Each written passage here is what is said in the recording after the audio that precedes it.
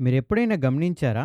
ఒక పెద్ద base drum మోగినప్పుడొచ్చే శబ్దానికి, గాల్లో ఎగురుతున్న ఒక చిన్న తేనెటీగ రెక్కల చప్పుడుకి మధ్య ఉన్న తేడాను మన మెదడు ఎలా గుర్తిస్తుంది అని? ఈ అద్భుతమైన ప్రక్రియ అర్థం కావాలంటే, ముందుగా మన చెవిలోని కర్ణావర్తం కాక్లియా ఎలా పనిచేస్తుందో మనం తెలుసుకోవాలి. ఈ 2 శబ్దాల మధ్య ఉన్న ప్రధానమైన వ్యత్యాసం వాటి పౌనఃపున్యంలోనే ఉంది. అంటే ఫ్రీక్వెన్సీలో ఉంది. బేస్ డ్రమ్ నుంచి వచ్చే ధ్వని చాలా తక్కువ పౌనఃపున్యాన్ని కలిగి ఉంటుంది. కానీ తేనెటీగ రెక్కలు గాలిలో అతి వేగంగా కదులుతాయి కాబట్టి అవి చాలా ఎక్కువ పౌనఃపున్యాన్ని ఉత్పత్తి చేస్తాయి. ఈ ధ్వని తరంగాలు మన చెవిలోకి ప్రవేశించి చివరికి కర్ణావర్తాన్ని చేరుకుంటాయి. ఆ తర్వాత ఈ తరంగాలు నాడి ప్రచోదనాలుగా మారి మెదడుకెలా చేరుకుంటాయో మనం ఇప్పటికే నేర్చుకున్నాం. అయితే వేరువేరు పౌనఃపున్యాలున్న ధ్వనుల మధ్య తేడాను కర్ణావర్తం ఎలా పసిగడుతుంది? ఈ సమాచారం మెదడుకు చేరే వరకు ఆ వ్యత్యాసం ఎలా భద్రపరచబడుతుంది? ఇలా విభిన్న పౌనఃపున్యాలున్న శబ్దాలను మెదడు వేరు చేసి గుర్తించగలగడాన్నే శ్రవణ విశ్లేషణ అని పిలుస్తాం. అంటే ఆడిటరీ ప్రాసెసింగ్. మన చుట్టూ ఉండే వందలాది ధ్వనులను ఖచ్చితంగా గుర్తించడానికి ఇది చాలా అవసరం. సాధారణంగా మానవులు 20 హెర్ట్జ్ పౌనఃపున్యం మొదలుకొని 20,000 హెర్ట్జ్ పౌనఃపున్యం వరకు ఉన్న ధ్వనులను వినగలరు. ఇది చాలా సువిశాలమైన పరిధి. ఇంత పెద్ద పరిధిలో ఎక్కువ మరియు తక్కువ పౌనఃపున్యాలను ఖచ్చితంగా గుర్తించడానికి మెదడు కర్ణావర్తంపై ఆధారపడుతుంది. అందులో ముఖ్యంగా బేసిలార్ ట్యూనింగ్ అనే ఒక కీలకమైన ప్రక్రియ జరుగుతుంది. ఈ బేసిలర్ అనే పదం కర్ణావర్తం లోపల ఉండే బేసిలార్ త్వచం నుండి వచ్చింది. ఈ త్వచం పొడవునా ఎన్నో సూక్ష్మమైన రోమా కణాలు విస్తరించి ఉంటాయి. అంటే హెయిర్ సెల్స్. నత్తగుల్ల ఆకారంలో చుట్టుకుని ఉండే ఈ కర్ణావర్తాన్ని మనం అర్థం చేసుకోవడం కోసం ఒకవేళ నిటారుగా విడదీసి చూస్తే అందులో ఈ రోమా కణాలు ఎలా అమరి ఉన్నాయో స్పష్టంగా తెలుస్తుంది. ఇలా విడదీసిన కర్ణావర్తంలో మొదట ఉండే భాగాన్ని పీఠభాగం అని, చివరగా ఉండే భాగాన్ని శీర్షభాగం అని అంటారు.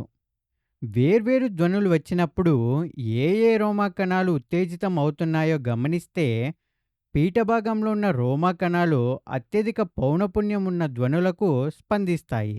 దానికి విరుద్ధంగా శీర్షభాగంలో ఉన్న కణాలు అతి తక్కువ పౌనఃపున్యం గల ధ్వనులకు మాత్రమే ప్రతిస్పందిస్తాయి. బేసిలార్ త్వచం పొడవునా ఈ రోమా కణాలు అద్భుతంగా నిక్షిప్తమై ఉంటాయి.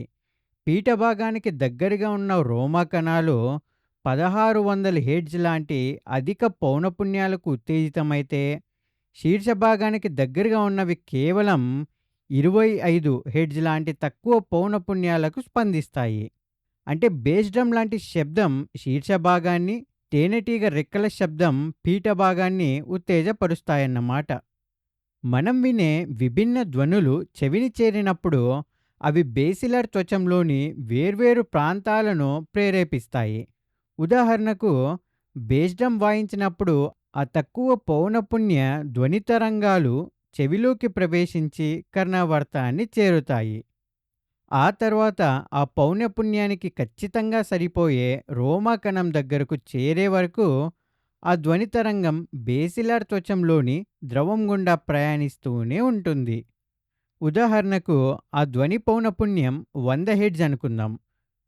అప్పుడు ఆ తరంగాలు కేవలం 100 హెర్ట్జ్ పౌనఃపున్యానికి మాత్రమే సున్నితంగా ఉండే రోమా కణాలను ఉత్తేజపరుస్తాయి. ఇలా ఉత్తేజితమైన రోమా కణాలు క్రియాత్మక శక్మాన్ని ఉత్పత్తి చేస్తాయి. అంటే యాక్షన్ పొటెన్షియల్ని. అక్కడ ఉత్పత్తైన విద్యుత్ సంకేతం నేరుగా మెదడుకు చేరి అక్కడ ఒక నిర్దిష్టమైన విభాగానికి మ్యాప్ చేయబడుతుంది. మన మెదడులో ప్రాథమిక శ్రవణ వల్కలం అంటే ప్రైమరీ ఆడిటరీ కార్టెక్స్ అనే ఒక ముఖ్యమైన భాగం ఉంటుంది. కర్ణావర్తం నుండి వచ్చే సంకేతాలను గ్రహించడం దీని ప్రధాన విధి. కర్ణావర్తం ఎలాగైతే వేర్వేరు పౌనఃపున్యాలకు అనుగుణంగా వేర్వేరు భాగాలుగా విభజించబడి ఉందో, సరిగ్గా అలాగే ఈ ప్రాథమిక శ్రవణ వల్కలం కూడా వివిధ పౌనఃపున్యాలను విశ్లేషించడానికి వీలుగా విభజించబడి ఉంటుంది. ఈ శ్రవణ వల్కలం కూడా పౌనఃపున్యాలను బట్టి అద్భుతంగా స్పందిస్తుంది. అందులోని ఒక భాగం తక్కువ పౌనఃపున్యానికి ప్రతిస్పందించే రోమా కణాల నుండి సంకేతాలను స్వీకరిస్తే, మరొక భాగం 16 కిలోహెర్ట్జ్ లాంటి అధిక పౌనఃపున్యాల నుండి వచ్చే సంకేతాలను అందుకుంటుంది. మనం వినే విభిన్న ధ్వనుల మధ్య ఉన్న సున్నితమైన వ్యత్యాసాలను మెదడు స్పష్టంగా గుర్తించాలంటే ఇలాంటి విభజన అత్యంత అవసరం. ఒకవేళ మన చెవిలోని అన్ని రోమా కణాలు ప్రతిధ్వనికి స్పందిస్తే ఏం జరుగుతుందో ఊహించండి. మనం ఏ శబ్దం విన్నా అన్ని కణాలు ఒకేసారి ఉత్తేజితమై మెదడుకు గందరగోళమైన పెద్ద సంకేతాన్ని పంపుతాయి. అప్పుడు ఏది ఏ శబ్దమో మెదడు ఏమాత్రం పసిగట్టలేదు. అందుకే ఈ బేసిలార్ ట్యూనింగ్ అనేది చాలా ప్రాముఖ్యత సంతరించుకుంది. దీనివల్లే మెదడు హెచ్చు తగ్గు పౌనఃపున్యాల మధ్య తేడాను గుర్తిస్తుంది. ఎక్కువ పౌనఃపున్యం గల ధ్వనులకు, తక్కువ పౌనఃపున్యం గల ధ్వనులకు మధ్య మెదడులో జరిగే ఈ ఖచ్చితమైన మ్యాపింగ్ విధానాన్ని టొనటోపికల్ మ్యాపింగ్ అని అంటారు.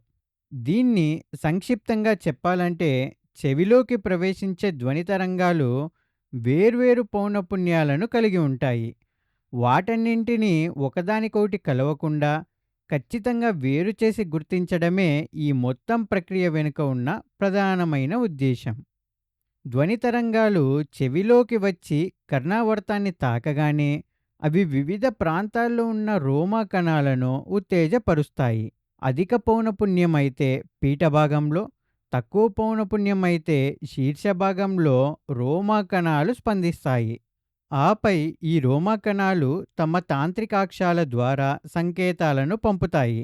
ఈ తాంత్రికాక్షాల కట్టలన్నీ కలిసి శ్రవణనాడిని ఏర్పరుస్తాయి. కర్ణావర్తం లోపల ఉన్న ప్రతి రోమా కణం నుండి ఈ శ్రవణనాడి సమాచారాన్ని మెదడు వైపు తీసుకువెళ్తుంది.